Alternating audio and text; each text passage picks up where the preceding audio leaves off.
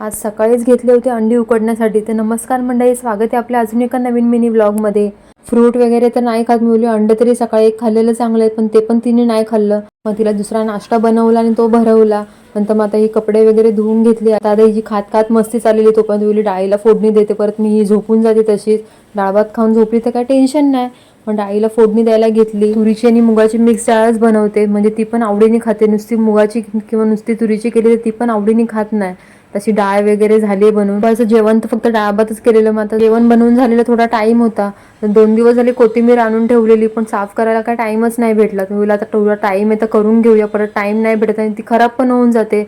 मग वेस्ट जाण्यापेक्षा वेळी आता पटकन करून घेते, टाइम आहे तर. साफ करून अशी डब्यामध्ये ठेवली ना, खाली टिश्यू वगैरे टाकला तर अशी 2 आठवडे मस्त राहते कोथिंबीर. कढीपत्ता पण चांगला निवडून साफ करून घेतला, धुवून घेतला तिला आणि जरा सुकला की मग आता डब्यात भरून ठेवणार.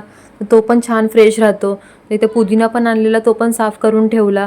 कोथिंबीर पण चांगली साफ डब्यामध्ये करून ठेवली. पटकन भाजीला वगैरे घ्यायला बरी पडते. डाळीसाठी भाजीसाठी तर लागतेच नेहमी आपल्याला. बराच वेळ झाला माझं बाळ एकटंच खेळत होतं. मी आता थोडीशी हिला घेते, नाही तर परत चिडचिड करत राहील. तर घेतलं, थोडीशी मस्ती केली तिच्यासोबत. आता जेवण झोपली. तर आता मी इथे घेतली डाळ चपाती खाण्यासाठी. तर थंडीतून थोडं असं बरं वाटतं खाण्यासाठी. तर चला भेटू पुढच्या ब्लॉगमध्ये. बाय.